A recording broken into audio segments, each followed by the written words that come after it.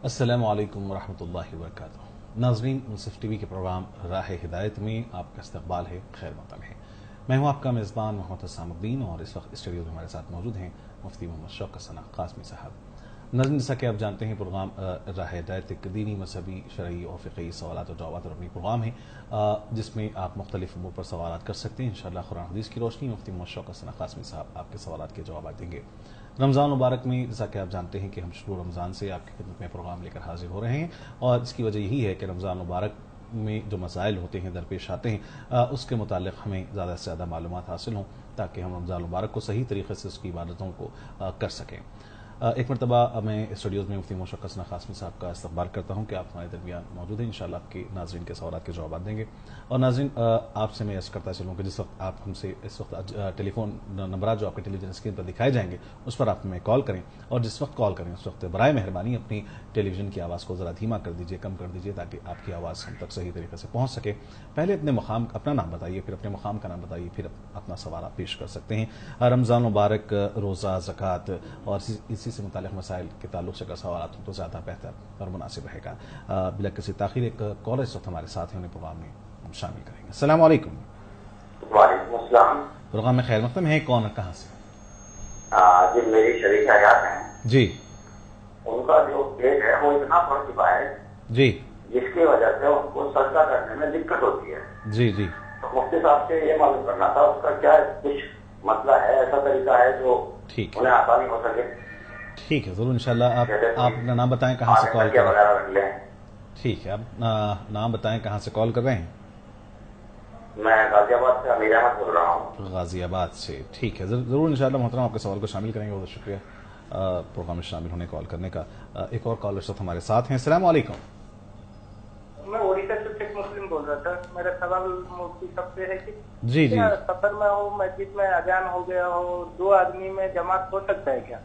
ठीक है, 2 आदमी में भी क्या कितने आदमी में जमात होना मुकम्मल है? ठीक, सफर के मौके पर घर में अगर 2 साथी हो, एक रूम में 2 साथी हो, क्या जमात करके पढ़ सकते क्या? ठीक है, जरूर इंशाल्लाह आपके सवाल को शामिल करेंगे। बहुत बहुत शुक्रिया प्रोग्राम में शामिल होने का। एक और कॉलर साथ हमारे साथ हैं। अस्सलाम वालेकुम। वालेकुम अस्सलाम। प्रोग्राम में आपका खैर मक़दम है, इस्तकबाल है। गालिबन अब्दुल लतीफ़ साहब जी, प्रोग्राम में इस्तकबाल करते हैं। अब्दुल लतीफ़ साहब, फरमाइए क्या सवाल है? ये जो तराजा में जो सलात तस्बीर पढ़ते हैं जी, और बाद में जितने सलात तस्बीर 4 रकात में नहीं पढ़ के हदीस सुनाते, तो साहबा के दौर से सलात तस्बीर पढ़ने का है क्या? रसूल के दौर से नहीं, सलात तस्बीह नहीं, असल में आप, मैं समझता हूँ कि तरावी के दरमियान में जो दुआ पढ़ रहे हैं उसकी बात कर रहे हैं आप।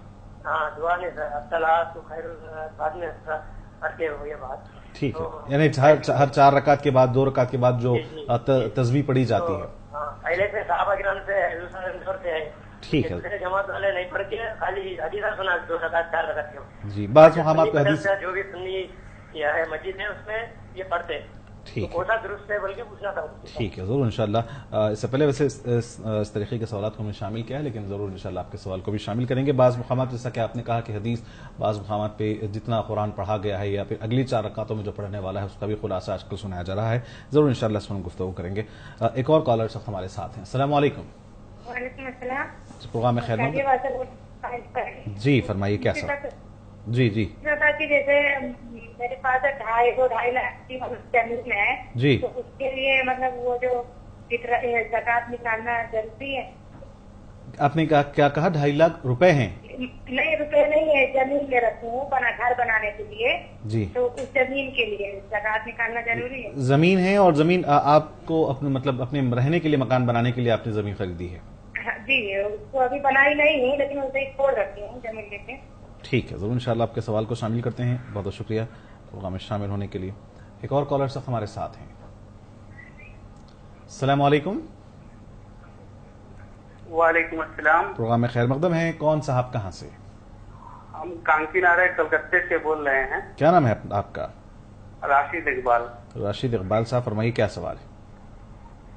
सवाल हमारे ये है कि ज़कात जो फर्ज है जी, जिस पे ज़कात फर्ज है उस पे कितना मतलब वाजिब, मतलब सबके लिए है कि मतलब जिस ज़कात का फर्ज है उसी को ये है? ٹھیک ہے، چلیے ضرور انشاءاللہ ایک مرتبہ ہم زکوٰۃ کے متعلق بھی آج جانیں گے. بہت بہت شکریہ رشید صاحب پروگرام میں کال کرنے اور شامل ہونے کے لیے. ایک اور کالر اس وقت ہمارے ساتھ ہے. السلام علیکم. وعلیکم السلام. پروگرام استقبال ہے. کون صاحب کہاں سے؟ میں رضوان احمد بول رہا ہوں. رضوان صاحب فرمائیے کیا سوال ہے؟ جیسے ہم ایک ٹرک ڈرائیور ہیں, گاڑی چلاتے ہیں. جی جی جی. 5 وقت کی نماز جو ہے ہمارے ٹائم سے نہیں ہوتا. کبھی عصر کی قضا ہو گیا یا جوہر کا, مغرب کا. ابھی جو تراویح ہے, تراویح چالو ہے تو تراویح پورا ہمارا ہو نہیں پاتا ہے. جی جی جی. ہاں, ہر دن پڑے 2 دن پڑے, ایسا بیچ بیچ میں ناغا ہو جاتا ہے. تو اس کے لیے کیا کرنا پڑے گا؟ ضرور انشاءاللہ آپ ہمارا پروگرام دیکھتے رہیں. راہ ہدایت مفتی صاحب کے سوال کو ہم جاننے کی کوشش کریں. ضرور انشاءاللہ آپ پروگرام دیکھتے رہیں راہ ہدایت. انشاءاللہ ہم آپ کے سوال سے متعلق گفتگو کریں گے. ایک اور ناظرین سوالات کی جانب بڑھتے ہیں. سب سے پہلے ہمارا ایک کالر نے غازی آباد سے سوال کیا تھا کہ ان کے شریک حیات سے متعلق کہ پیٹ زیادہ بڑا رہنے کی وجہ سے جھکنے میں مشکل ہے, تو کیا ایسی صورت میں بیٹھ کر نماز پڑھی جا سکتی ہے؟ سجدہ کس طریقے سے کیا جائے اگر سجدے میں دشواری ہو؟ عورتوں کے سجدہ اور مردوں کے سجدہ میں فرق ہے. عورتیں جو سجدہ کرتی ہے وہ سمٹ کر کرتی ہے, جس کی وجہ سے پیٹ کا حصہ زمین پر لگنے کا زیادہ امکان ہوتا ہے, بلکہ لگنا ضروری ہوتا ہے. اس لیے اگر عورتوں کا پیٹ بڑا ہو جائے اور اس کو عورتوں کے طریقے پر سجدہ کرنے میں تکلیف ہوتی ہے تو مردوں کے طریقے پر وہ سجدہ کرے. مردوں کے طریقے پر سجدہ کرنے کا مطلب یہ ہے کہ دونوں ہاتھوں کو پھیلا کے رکھے اور اپنے دونوں گھٹنے کو زمین پہ ٹکا دے. تو اس طریقے سے اس خاتون کا بہت حد تک پیٹ زمین سے نہیں لگے گا اور پھر اس کے لیے سجدہ کرنے میں کسی طرح کی کوئی تکلیف نہیں ہوگی. شیخ مسلم صاحب نے اڑیسہ سے سوال کیا ہے کہ اگر 2 آدمی ہوں سفر میں تو کیا ایسی صورت میں بھی جماعت بنا کر نماز پڑھنی چاہیے؟ اگر سفر میں ہوں تو عام طور پر جو امیر بنانے کا حکم ہے اس تعلق سے میں آپ سے جاننا چاہوں گا کہ کیا ضروری ہے کہ ہم سفر کے دوران کسی کو امیر منتخب کریں اور پھر نماز بھی کیا جماعت سے پڑھی جائے؟ اسی طریقے سے اور ایک اور سوال انہوں نے ساتھ میں جوڑا ہے کہ کیا گھر پر ہوں یا سمجھیے کہ روم میں ہوں یا ساتھ میں کام کرنے والے ہوں, اگر کم از کم 2 لوگ اگر ہوں تو کیا وہ بھی جماعت بنا کر نماز پڑھ سکتے ہیں؟ 1 سے زائد لوگ ہوں تو چاہے وہ سفر میں ہو چاہے وہ حضر میں ہو, جماعت بنا کے نماز پڑھ سکتے ہیں, بلکہ ایسی صورت میں جماعت کے ساتھ نماز پڑھنا بہتر ہے. اسی طرح جب سفر میں ہم جا رہے ہیں تو ہم 2 یا 3 لوگ ہو تو کسی کو اپنا بڑا مان لیا جائے, امیر بنا لیا جائے اور پھر اس کی عمارت میں سفر ہو, اس کے مشورے سے سفر ہو, نماز وغیرہ بھی اسی اگر وہ پڑھائے تو زیادہ بہتر ہے. یہ بہر صورت کسی کو امیر بنا لینا یہ بہتر ہے, یہ مستحب عمل ہے. عبداللطیف صاحب نے نظام آباد سے سوال کیا صرف تراویح سے متعلق ہے, تراویح کے درمیان جو تصویر پڑھی جاتی ہے 2 رکعت کے بعد 4 رکعت کے بعد, یہ کیا نبی کریم صلی اللہ علیہ وسلم کے دور سے ہی اس کی ابتدا ہوئی تھی؟ بہت ساری مساجد میں ہم دیکھتے ہیں. ایسا کہ انہوں نے کہا کہ بعض مساجد میں احادیث بھی سنائی جا رہی ہیں اس درمیان وقفہ دینے کے لیے, اور اس کے علاوہ بعض مساجد میں یہ بھی دیکھا گیا کہ وہاں پر خلاصہ قرآن سنایا جا رہا ہے نماز سے 4 رکعت سے قبل, تاکہ جو نماز کے اندر خضوع رہ سکے. یہ تینوں چیزوں میں سے سمجھیے کہ کون سی چیز بہتر زیادہ مناسب ہے؟ جب حضرت عمر رضی اللہ تعالیٰ عنہ کے دور میں تراویح کی نماز کا آغاز ہوا تو یہ 4 رکعت جو ترویہ ہے یہ در حقیقت آرام کے لیے. آرام کا مطلب یہ ہے کہ 4 رکعت میں جو لمبی قرأت ہوتی ہے اسے آدمی تھک جاتا ہے, پڑھنے والا تھک جاتا ہے, تو تھوڑی دیر تک وہ آرام حاصل کر لیتا ہے تاکہ پھر وہ 4 رکعت کے لیے تیار ہو جاتا ہے. لیکن اب ہمارے پاس تو وہ 4 رکعت میں بھی آرام کرنے نہیں دیتے لوگ. کچھ لوگ تو حدیث سنانے لگتے ہیں, تو کچھ لوگ قرآن کا خلاصہ سنانے لگتے ہیں, تو کچھ لوگ تسبیحات پڑھنے لگتے ہیں. دیکھیے شرعاً اس میں کوئی پابندی نہیں ہے کہ کوئی تسبیح پڑھے, کون قرآن کے ترجمے سنائے یا حدیث سنائے. ہر آدمی اپنی سہولت کے لحاظ سے چاہے تو وہ تسبیح پڑھ سکتا ہے, چاہے تو وہ قرآن کے خلاصہ سن سکتا ہے, چاہے تو وہ حدیث سن سکتا ہے, چاہے تو وہ خاموش بیٹھے رہے کچھ بھی نہ پڑھے.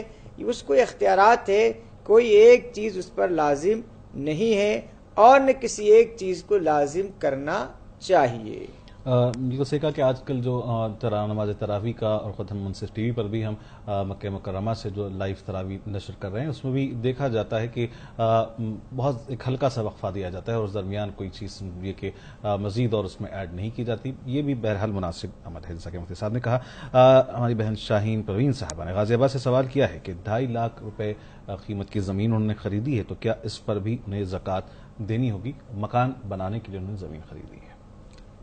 جو زمین مکان بنانے کے لیے خریدی جائے یا اسی طریقے سے اور دیگر مقاصد کے لیے خریدی جائے, مقصد تجارت نہ ہو تو اس پر زکوٰۃ واجب نہیں ہوتی ہے, چاہے آپ اس کو فوری طور سے گھر بنائیں یا کچھ دنوں کے بعد کچھ سالوں کے بعد گھر بنانے کا ارادہ ہو. تو ایسی صورت میں اس سے زمین پہ کوئی زکوٰۃ واجب نہیں ہوگی. زکوٰۃ اس زمین یا اس مکان پہ واجب ہوتی ہے جس کو تجارت کے مقصد سے خریدا گیا ہو اور مقصد یہی ہو کہ اس کو خرید و فروخت کرے گا تو زکوٰۃ واجب ہوگی, ورنہ زکوٰۃ واجب نہیں ہوگی. اگر سمجھیے کہ ایک مکان ہمارے پاس رہنے کے لیے موجود ہے, دوسرا مکان بھی بعض لوگ بنا لیتے ہیں تاکہ اسے کرایہ حاصل کر سکے, تو کیا کرائے کے لیے جو مکان اگر خریدا جائے یا بنایا جائے اس پر بھی زکوٰۃ واجب ہوگی؟ ایک سے زائد چاہے وہ 10 یا 20 مکانات ہو, لیکن ان مکانات کے خریدنے اور رکھنے کا مقصد تجارت نہ ہو بلکہ کرائے کے ذریعے سے آمدنی حاصل کرنا ہو, تو اس مکان کی مالیت پہ کوئی زکوٰۃ واجب نہیں ہے.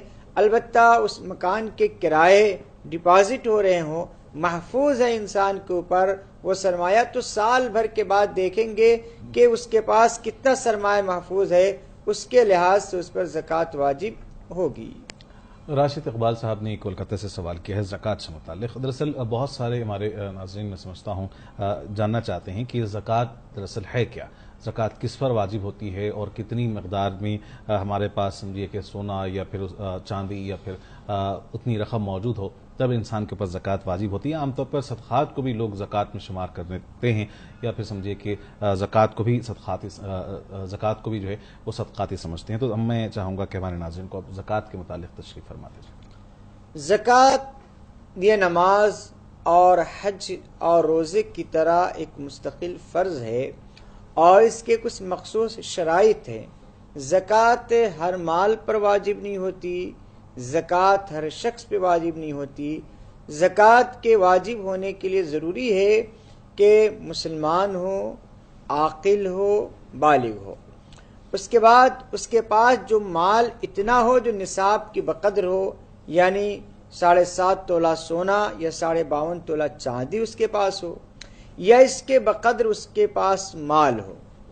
اور اس کے بعد یہ بھی شرط ہے کہ اس مال پر 1 سال گزر جائے اور وہ مال اس کے پاس محفوظ ہو, چاہے وہ بینک میں ہو چاہے اس کے گھر میں ہو, تو اس پر زکوٰۃ واجب ہوتی ہے. پیسہ آتے ہی زکوٰۃ واجب نہیں ہوگی بلکہ نصاب ہونے کے بعد, یعنی فرض کیجئے کہ جنوری کی 1 تاریخ کو آپ کے پاس 7.5 تولہ سونا آیا, تو آئندہ سال کی جنوری کی جب 1 تاریخ آئے گی تو آپ کے اوپر زکوٰۃ کا نکالنا واجب ہوگا. اور زکوٰۃ جو نکالی جاتی ہے 100 روپے میں صرف 2.5 روپے. اس لحاظ سے یعنی 2.5% کے لحاظ سے زکوٰۃ کی رقم بہت معمولی ہوتی ہے. اللہ تعالیٰ نے بہت معمولی یعنی اس کی رقم رکھی ہے کہ 100 روپے میں 2.5 روپے دینا یہ کسی کے لیے مشکل نہیں ہوئے. صاحب ایک سوال یہ ہے کہ آپ نے کہا کہ 7.5 تولہ سونا ہے, تو زکوٰۃ اگر وہ 1 سال تک ہمارے پاس رہے تو اس پر زکوٰۃ واجب ہوتی ہے. تو یہ جو 7.5 تولہ سونا ہے اس کی قیمت پر بھی زکوٰۃ نکلے گی یا 7.5 تولے کے آگے جو ہوگا, مثال کے طور پر اگر کسی کے پاس 10 تولے سونا ہے تو 2.5 تولے پہ ہی زکوٰۃ بنے گی یا جملہ 10 تولے پہ زکوٰۃ بنے گی؟ اس مسئلے میں بھی بہت سارے لوگ غلط فہمی ہوتی ہے کہ 7.5 تولہ سے زائد پہ زکوٰۃ ہوگی یا 7.5 تولہ پر ہوگی. دیکھیے, جیسی آپ کے پاس 7.5 تولہ سونا آیا, اب آپ صاحب نصاب ہو گئے, اب آپ کو زکوٰۃ دینی ہے. 7.5 تولہ سے جو بڑھتے چلے جائیں گے تو اب پورے سونے پر زکوٰۃ واجب ہوگی. مثلا آپ کے پاس 8 تولہ ہے تو ایسا نہیں ہے کہ 7.5 تولہ نکال کر صرف آدھے تولے پر زکوٰۃ دیں گے, بلکہ پورے 8 تولہ پر دیں گے, پورے 10 تولہ پر دیں گے, پورے 15 تولہ پر دیں گے. جب آپ 7.5 تولہ یا اس سے زیادہ آپ کے پاس آ گیا، اب صاحب نصاب ہو گئے، تمام سونے پر زکوٰۃ دینی پڑے گی، اس کی قیمت لگائیں گے، جو قیمت آئے گی اس پر 2.5% کے لحاظ سے زکوٰۃ دی جائے گی۔ ایک اور چیز سمجھیے کہ اس میں لوگ اضافہ ایک کام یہ کرتے ہیں بعض مرتبہ زکوٰۃ سے بچنے کے لیے کہ اگر کسی کے پاس 7.5 تولے سونا ہے تو وہ اس میں سے کچھ حصہ اپنی بیٹی کو یا کسی اور کو اس کا مالک بنا دیتے ہیں، تو ایسی صورت میں کیا ایسا کرنا صحیح اور درست ہے کہ زکوٰۃ سے بچ جائیں؟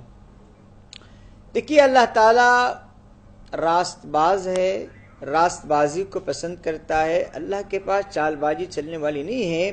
اللہ تعالیٰ نیتوں کو دیکھتا ہے کہ کس مقصد سے اس نے سونے کی ملکیت کو تقسیم کیا ہے۔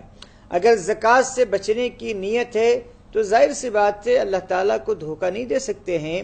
اللہ تعالیٰ دلوں کے حال کو جانا ہے۔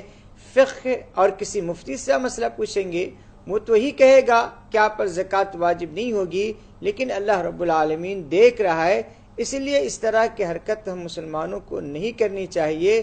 اگر کوئی کر لیا زکوٰۃ سے تو بچ جائے گا، شرعاً اس پر قانوناً زکوٰۃ واجب نہیں ہوگی، لیکن اللہ تبارک و تعالی کی ہو سکتا ہے وہ پکڑ میں آ جائے۔ رضوان صاحب نے سوال کیا ہے اور وہ ایک ٹرک ڈرائیور ہیں، ظاہر سفر میں وہ زیادہ رہتے ہیں تو ایسی صورت میں نمازیں ان کی قضا ہوتی ہیں، تو کیا ایسی صورت میں کیا کیا جائے؟ خصوصاً رمضان کا مہینہ اور اس میں بھی تراویح بھی مکمل طریقے سے نہیں ہو پا رہی ہے، تو ایسے لوگوں کے لیے سمجھیے کہ کچھ سہولت ہو یا پھر وہ بعد میں قضا کریں۔ ڈرائیور کے لیے نماز پڑھنا یہ کوئی مشکل کام نہیں ہے۔ اگر وہ خود گاڑی ڈرائیو کرتا ہے تو اس کے اختیار میں ہے، گاڑی کو تھوڑی دیر تک کہیں روک کر وہ 4 رکعت فرض تو پڑھ سکتا ہے۔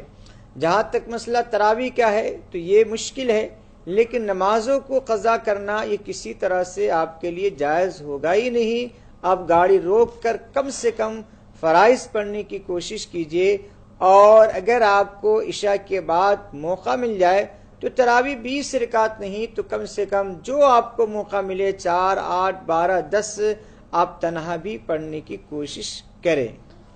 ناظرین، اس وقت ایک کالر ہمارے ساتھ فون لائن پر موجود ہیں، پروگرام میں شامل کریں گے۔ السلام علیکم۔ ہلو مفتی صاحب، میں کو پوچھنا تھا، ہمارے وہاں شاہ نگر کر کے کونڈوا ایریا ہے، وہاں پہ الصفا مسجد ہے جی، وہاں پہ تراویح کی نماز ہوتی ہے، اور اس کے بازو میں ایک روم بنایا ہوا مسجد کے حصہ، اس میں لیڈیز کی بھی نماز ہوتی ہے جی تراویح کی جماعت کے ساتھ جی، اور 8 رکعت میں یہ تراویح ختم کرتے، جی کیا یہ درست ہے؟ ٹھیک ہے، ضرور انشاءاللہ۔ آپ اپنا نام بتائیں، کہاں سے کال کر رہے ہیں آپ؟ پونا سے رفیق۔ پونا سے رفیق صاحب، چلیے ٹھیک ہے۔ ہاں رفیق۔ ایک اور کالر صاحب ہمارے ساتھ ہیں۔ السلام علیکم۔ وعلیکم السلام، پروگرام میں خیر مقدم ہے، کون صاحب؟ میں نظام آباد سے نوح اللہ محدث انجینئر بات کر رہا ہوں۔ جی فرمائیے انجینئر جناب، صاحب۔ میں 2011 میں ریٹائر ہوا، جی، اور میں تقریباً 2000 سے سمجھیے 2000 سے زکوٰۃ دیتے ہوئے آ رہا ہوں۔ جی، تو 2011 جنوری میں ریٹائر ہوا، جب مجھے اچھی خاصی رقم ملی ہے 20-22 لاکھ روپے۔ جی جی تو جولائی میں چونکہ جو رمضان تھا، میں اس وقت زکوٰۃ نکالا، جی یعنی کہ جنوری میں پیسے ملنے کے بعد میں جی، سمجھے مارچ میں ملنے کے بعد میں جولائی میں نکالا، تو وہ مناسب رہی یا زکوٰۃ وہ پوچھنا چاہ رہا تھا میں۔ چلیے 2 مہینے کے اندر ہی نکالا ہوں زکوٰۃ۔ ٹھیک ہے، یعنی کہ جس وقت آپ کو پیسے ملے اس کے 2 مہینے کے بعد آپ نے اس پر زکوٰۃ نکالی تھی؟ جی جی جی جی، وہ تھوڑا سا تشریح ہوگی تو مناسب ہے، ضرور یہ نکالنا ٹھیک رہا ہے، چلیے نکالا اور تقسیم بھی ہو گئے سمجھیے۔ چلیے، نہیں اچھی بات ہے ماشاءاللہ، ضرور انشاءاللہ آپ کے سوال کو شامل کرتے ہیں، دیکھتے رہیں پروگرام راہ ہدایت۔ ایک اور کالر اس وقت ہمارے ساتھ ہیں۔ السلام علیکم۔ ہلو، السلام علیکم۔ وعلیکم السلام، پروگرام میں استقبال ہے، کون صاحب کہاں سے؟ محمد نعیم الدین صدیق پیٹ سے بات کر رہا ہوں۔ نعیم صاحب، پروگرام میں خیر مقدم ہے، فرمائیے کیا سوال ہے؟ میرا سوال یہ ہے، زکوٰۃ کے پیسے جی، حافظوں کو اور اماموں کو بطور تنخواہ نہیں ہوتا، صرف یعنی دے سکتے کیا؟ ہاں، اپنی طور پر انفرادی طور پر، جی ہدیے کی طور پر، کیا آپ اپنی ذاتی طور سے جو ہے امام کو یا محلے میں دے سکتے کیا؟ مسجد ہے کہ محلے میں؟ ٹھیک ہے، ضرور انشاءاللہ آپ کے سوال کو شامل کرتے ہیں۔ نہیں صاحب، بہت شکریہ پروگرام میں شامل ہونے کا۔ ایک اور کالر ساتھ ہمارے ساتھ ہیں۔ السلام علیکم۔ وعلیکم السلام ورحمۃ اللہ وبرکاتہ۔ جی محترم، میرا پروگرام سوال یہ تھا کہ مجھے مختلف مسجدوں میں نماز پڑھنے کا وقت مل جاتا ہے، موقع مل جاتا ہے، کہیں باہر گیا یا کہیں گیا، جی جی جی بہت جگہ پر جی جو امام صاحب ہیں جی تو وہ کبھی جو ہے کہیں تو ولد ضالین پڑھتے ہیں، بہت سے امام جو ہے وہ ولد ضالین پڑھتے ہیں. ٹھیک ہے. تو اس میں صحیح کیا ہے؟ ولد ضالین ہمارے حساب سے صحیح ہے. ولد ضالین جو پڑھتے ہیں امام تو وہ جائز ہے کہ نہیں جائز ہے؟ ان کے پیچھے نماز پڑھنا جائز ہے کہ نہیں جائز ہے؟ ٹھیک ہے، ضرور انشاءاللہ آپ کے سوال کو شامل کرتے ہیں. بہت شکریہ محترم پروگرام میں شامل ہونے کال کرنے کا. ایک اور کالر ہمارے ساتھ ہیں. السلام علیکم. وعلیکم السلام. پروگرام میں بنگلور سے عمران بات کر رہا ہوں. عمران صاحب فرمائیے. عمران صاحب کیا سوال ہے؟ ہاں میرا سوال یہ ہے کہ روز تراویح پڑھتے ہیں نا ہم. جی جی جی. یہ 20 رکعت کی نیت ایک ہی بات کرنا ہے نا 2 رکعت کی نیت الگ الگ کرنا ہے؟ ٹھیک ہے، ضرور انشاءاللہ. کوئی اور سوال آپ کا؟ اور روزہ رہ کر ناخن بال نکال سکتے کیا؟ ٹھیک ہے، ضرور آپ کے دونوں سوالات کو انشاءاللہ ہم شامل کریں گے. دیکھتے رہیں پروگرام راہ ہدایت. ایک اور کالر اس وقت ہمارے ساتھ ہیں. السلام علیکم. شاید کال نہیں ہے. ایک کالر نے پونا سے رفیق صاحب نے سوال کیا تھا کہ مسجد میں جہاں پر نماز پڑھتے ہیں نماز تراویح کا اہتمام ہوتا ہے اور پھر جو ہے وہاں پر متصل مسجد سے روم ہے، خواتین کے لیے بھی تراویح کا انتظام ہے، تو کیا خواتین تراویح کی نماز وہاں پر اس روم میں پڑھ سکتی ہیں اور وہاں پر 8 رکعت کے نظم ہے، کیا یہ بہتر ہے؟ خواتین کے لیے بھی تراویح ویسی ہی مسنون ہے جیسا کہ مردوں کے لیے مسنون ہے، لیکن خواتین تراویح اپنے گھروں میں پڑھے یہی اس کے لیے بہتر بھی ہے اور اس میں اس کے لیے زیادہ ثواب بھی ہے.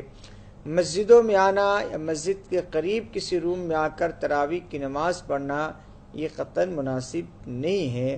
جہاں تک مسئلہ تراویح 8 رکعت پڑھنے کا ہے تو تراویح کی 20 رکعت سیدنا حضرت عمر رضی اللہ تعالیٰ عنہ کے دور سے شروع ہوا اور اسی پر صحابہ کا اجماع اور اتفاق ہے اور وہی عمل پوری دنیا کے تمام شہروں میں اسلامی شہروں میں ہو رہا تھا اور چاروں ائمہ کا اس بات پر اتفاق ہے کہ تراویح کی 20 رکعت مسنون ہے اور رمضان چونکہ عبادتوں کا مہینہ ہے اور اس میں کثرت عبادت مقصود بھی ہے، اس لیے تراویح کی 20 رکعت پڑھنا ہی بہتر ہے. 8 رکعت تراویح کی نماز یہ ثابت نہیں ہے، لیکن جو لوگ پڑھتے ہیں ان کو پڑھنے دیجئے. اس کو بہت زیادہ مسئلہ نہیں بنانا چاہیے، اس لیے کہ یہ نفل اور سنت عبادات ہے جس میں بہر صورت گنجائش ہوتی ہے کمی اور زیادتی کرنے کی. تو 20 والے 8 والے کو یا 8 والے 20 والے کو برا بھلا نہ کہیں، بہر صورت نماز اور عبادت کرنے کی کوشش کریں. نظام آباد سے ہمارے کالر نے سوال کیا ہے. انجینئر ہیں اور مارچ 2011 میں وہ اپنی نوکری سے ریٹائر ہوئے. سن 2000 سے وہ زکوٰۃ ماشاءاللہ دیتے آ رہے ہیں اور یہ جو ریٹائر ہونے کے موقع پر انہیں جو رقم ملی ہے 20-22 لاکھ روپے کی بڑی رقم، اس پر انہوں نے شاید 2-3 مہینے کے بعد ہی زکوٰۃ اس پر نکالی ہے. اس کے بعد سے جو سلسلہ چل رہا ہے سمجھتا ہوں کہ ہر سال وہ زکوٰۃ دے رہے ہیں الحمدللہ. کیا یہ مناسب تھا کہ وہ 2-3 مہینے بعد جو پیسے ملنے کے بعد اس پر انہوں نے زکوٰۃ نکالی ہے؟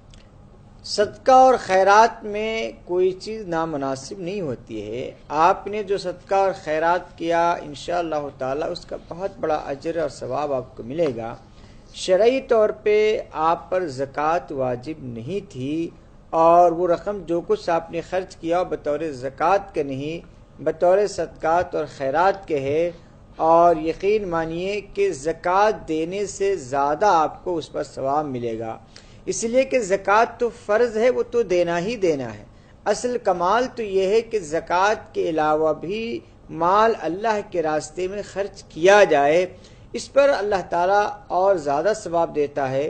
تو جو کچھ آپ نے دیا وہ صدقہ اور خیرات ہے، اس پر آپ کو انشاءاللہ تعالیٰ بہت بڑا اجر و ثواب ملے گا، لیکن اس کی حیثیت زکوٰۃ کی نہیں ہے، اس لیے کہ ابھی اس رقم پہ زکوٰۃ واجب ہی نہیں ہوئی تھی. نعیم صاحب نے صدی پیٹ سے سوال کیا ہے کہ کیا زکوٰۃ کی رقم میں سے ہم امام یا پھر مسجد کے حافظ یا مؤذنین کو بھی اس میں سے بطور ہدیہ کچھ رقم دے سکتے ہیں؟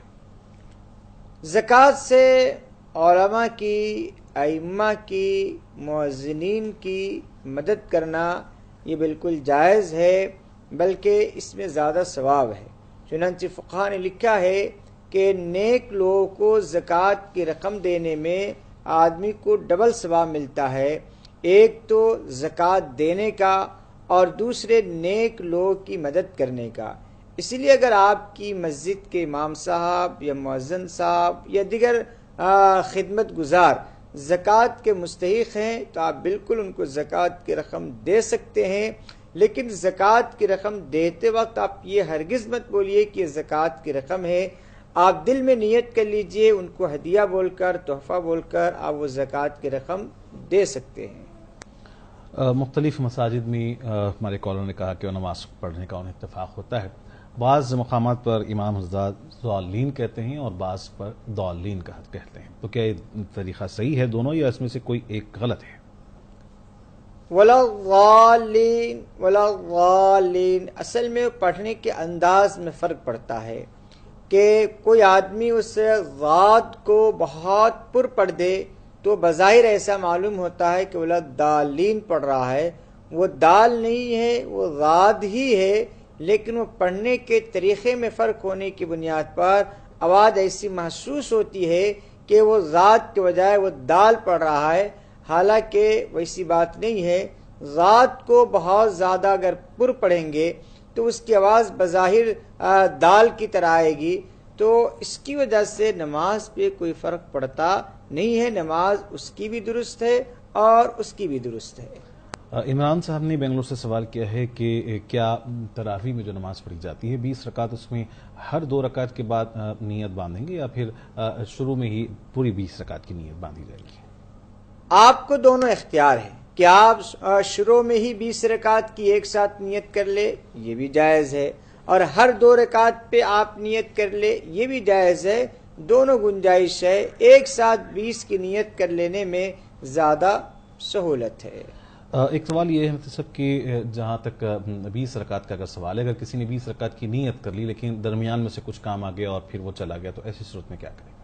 ایسی صورت میں 20 کی نیت کر لینے کی وجہ سے 20 کا پڑھنا اس پر لازم نہیں ہوگا. اگر ضرورت ہو اور شدید مجبوری کی وجہ سے وہ چلا گیا تو کوئی حرج نہیں ہے. ناظرین کالر سے فون لائن پر ہمارے ساتھ ہیں، پروگرام میں شامل کرتے ہیں. السلام علیکم. وعلیکم السلام جی، پروگرام میں خیر مقدم ہے. کون صاحب کہاں سے؟ میں کلکتہ سے بول رہا ہوں، آصف اقبال. جی آصف صاحب فرمائیے، کیا سوال ہے؟ میرا سوال ہے کہ زکوٰۃ کا جو پیسہ ہے جی رشتہ دار میں ہم کس کو دے سکتے ہیں؟ ٹھیک ہے. رشتہ دار میں کس کو دینا ہے، کس کو نہیں دینا ہے، یہ ہم کو جانکاری لینا تھا. ٹھیک ہے، چلیے ضرور انشاءاللہ. اور فطرہ کا پیسہ کس کے اوپر واجب ہے، کس کے اوپر نہیں ہے، یہ ہم کو تھوڑا جانکاری لینا تھا. ضرور انشاءاللہ. آصف اقبال صاحب دیکھتے رہیں اور پروگرام. غیر مسلم کو ہم دے سکتے ہیں یا نہیں؟ ٹھیک ہے، ضرور انشاءاللہ. زکوٰۃ کی رقم یا فطرے کی بات کر رہے ہیں آپ؟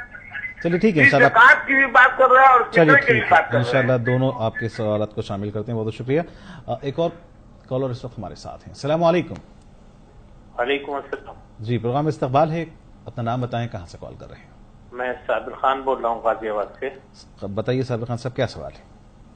میرا سوال ابھی جو آپ اس کے بارے میں رکعت کے بارے میں بات کر رہے تھے تراویح کی، جی آج پہلی مرتبہ کسی مولوی نے یہ بتایا کہ یہ نفل ہیں، جی ورنہ ابھی تک تو یہ سنت موقدہ کہتے تھے. جی تو وہ بہت غلط تھا، چونکہ حضور پاک صلی اللہ علیہ وسلم سے ثابت نہیں ہے، نہ ان کے زمانے میں کبھی تراویح ہوئی، جی اور حضرت ابو بکر کے زمانے میں بھی نہیں ہوئی.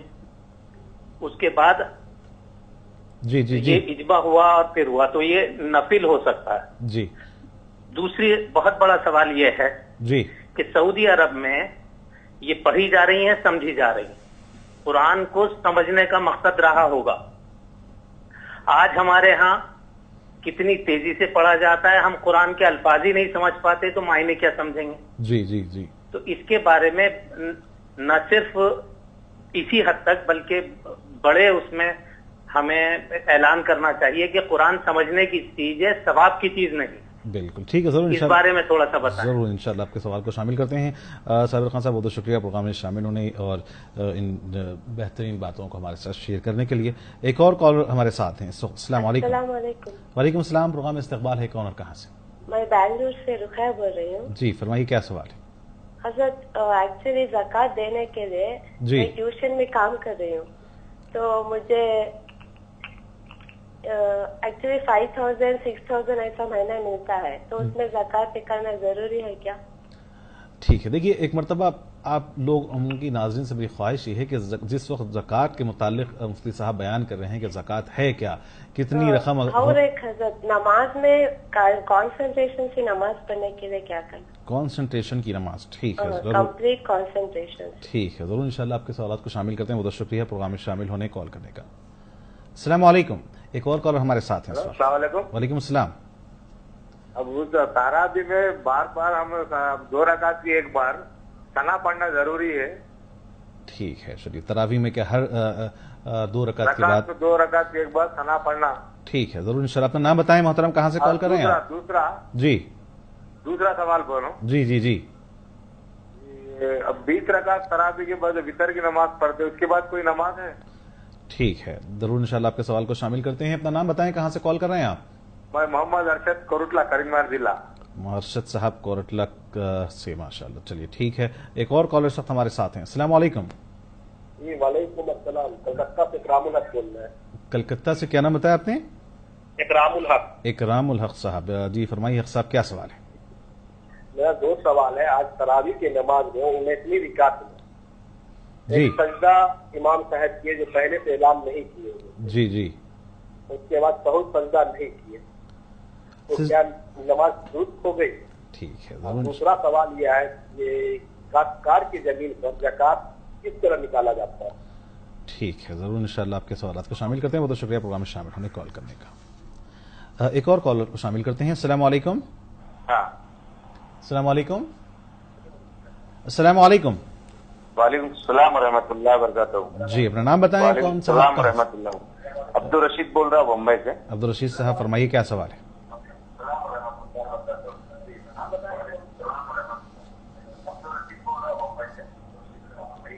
हाँ, ये जो फिक्स डिपॉजिट पे जो घर लेते हैं जी, हाँ, तो जैसे कि 2 लाख 3 लाख पे जो घर लेते हैं, लेकर फिर जो है उसके बाद में हम दूसरे को भाड़े पे दे सकते हैं? फिक्स डिपॉजिट पर लेते हैं, इसका जरा थोड़ा सा आप तशरीह करें कि क्या कहना चाह रहे हैं आप? रहन पर गालिबन। हाँ, रहन पर रखना है, जैसे कि यानी हमने किसी से रहन पर लिया, फिर उसके बाद क्या हम इसे किसी और को किराए पर दे सकते हैं? यही सवाल है। चलिए ठीक है, इंशाल्लाह जरूर इस पर गुफ्तगू करेंगे। हम अपने नाज़रीन से ख्वाहिश करते हैं कि जिस वक्त वो हमसे गुफ्तगू कर रहे हैं अपनी टीवी की आवाज़ को कम कर दें ताकि आपका सवाल हम तक सही तरीके से पहुंच सके। बहरहाल आसिफ इकबाल साहब कोलकाता से उन्होंने सवाल किया है कि क्या ज़कात की रकम, ज़कात का पैसा रिश्तेदारों को दिया जा सकता है? अगर दिया जा सकता है तो किन को दिया जा सकता है, किन को नहीं दिया जा सकता है? ज़कात की रकम अपने वालिदैन को नहीं दे सकते हैं, इसी तरीके से अपनी औलाद को नहीं दे सकते हैं, बेटा बेटी, पोता पोती, नवासा नवासी, और इसी तरह शौहर बीवी को और बीवी शौहर को ज़कात नहीं दे सकती है। बाकी जितने रिश्तेदार हैं उन सबको ज़कात की रकम दी जा सकती है। भाई बहन को दी जा सकती है, चचा को दी जा सकती है, ससुर को दी जा सकती है, दामाद को दी जा सकती है। बाकी जितने रिश्तेदार हैं उन सबको ज़कात की रकम दी जा सकती है। और एक बात याद रखिए कि रिश्तेदारों को ज़कात की रकम देने में ज़्यादा सवाब है। इसी तरीके से फितरे से मुताल्लिक़ भी आपका सवाल है कि फितरा किन, मतलब कि समझिए कि उसके वाजिब होने के या उसके देने के लिए क्या शराइत हैं, कौन कौन लोग फितरा दें, और इसी तरीके से फितरा और ज़कात इन दोनों के मुताल्लिक़ आपका सवाल है कि क्या ये गैर मुस्लिम को भी दिया जा सकता है? ज़कात की रकम तो गैर मुस्लिम को नहीं दी जा सकती है, अलबत्ता सदक़े फित्र की रकम गैर मुस्लिम को देने की गुंजाइश है।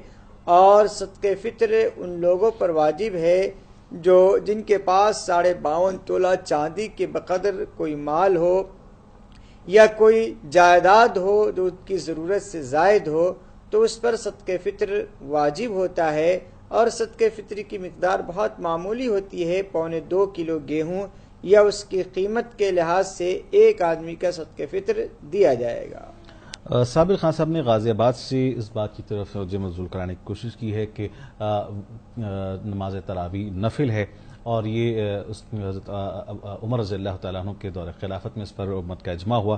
حضرت ابوبکر کے دور میں بھی یہ سمجھیے کہ اس طریقے سے اس کا نظم نہیں تھا. یہ کہاں تک بات آپ نے جو کہی ہے صابر خان صاحب نے صحیح ہے؟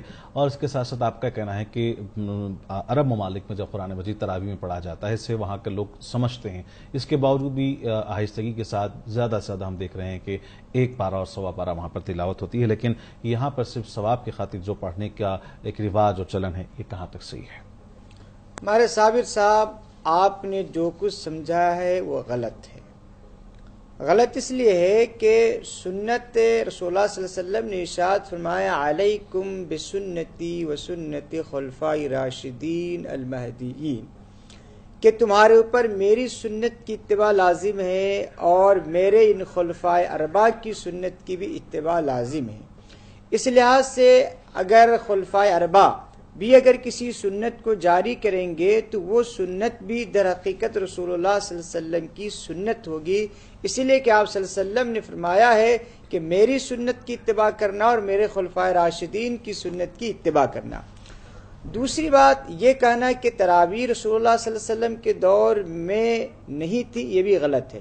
خود رسول اللہ صلی اللہ علیہ وسلم نے 3 دن تراویح کی نماز پڑھی تھی, اور اس خطرے کی وجہ سے کہ کہیں میری امت پہ فرض نہ ہو جائے اس کو آپ صلی اللہ علیہ وسلم نے چھوڑ دیا. اور رہا سیدنا ابوبکر رضی اللہ تعالیٰ عنہ کا دور, تو آپ تاریخ پڑھیے کہ سیدنا ابوبکر رضی اللہ تعالیٰ عنہ کے دور کس افراتفری کا دور تھا. اس ارتداد کی لہریں چل رہی تھی. حضرت ابوبکر رضی اللہ تعالیٰ عنہ نے بہت بڑا کارنامہ انجام دیا کہ اس ارتداد کو ختم کیا. اس لیے حضرت ابوبکر رضی اللہ تعالیٰ عنہ کو اس 2.5 سال مدت میں اس کی طرف توجہ کی ضرورت یعنی موقع ہی نہیں ملا تھا. حضرت عمر رضی اللہ تعالیٰ عنہ نے ان ساری چیزوں کو جاری کیا اور تمام صحابہ کے اجماع اور اتفاق سے ہوا, اور اجماع خود حجت ہے. اور تیسری بات یہ ہے کہ جتنی سنتیں ہوتی ہیں نا, اس سنت کو نفل بھی کہا جاتا ہے. نفل کا مطلب ہوتا ہے فرض سے زائد, تو جو چیز فرض سے زائد ہوتی ہے اس کو نفل کہا جاتا ہے. تو سنت پر بھی نفل کا اطلاق ہوتا ہے, تو اس کا یہ مطلب نہیں ہے کہ اس کی حیثیت ایک بالکل مستحب کی ہو گئی اور بالکل معمولی سنت کی ہو گئی, یہ نہیں ہے. اسی لیے غلط فہمی آپ کو نہیں ہونی چاہیے. جہاں تک دوسری بات آپ نے کہی وہ بھی غلط ہے. قرآن کریم کو رسول اللہ صلی اللہ علیہ وسلم پر اللہ تعالیٰ نے نازل کیا, آپ قرآن کو پڑھیے. اللہ تعالیٰ نے فرمایا کہ ہم نے رسول اللہ صلی اللہ علیہ وسلم کے بارے میں کہ تمہارے درمیان ہم نے نبی کو بھیجا, کیوں؟